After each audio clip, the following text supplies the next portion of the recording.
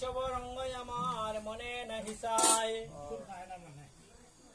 সুন্দর লাগে কোন সব রঙ্গ? দুই একটা কইতে কই না যাই জানো?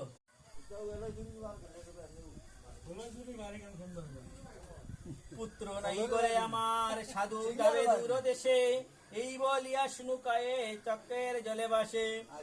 হাতে ধরি সদা ঘরে বসাইলা কুলে, হেত বস্ত্রে জলে মোচায় প্রিয় বাক্য বলে।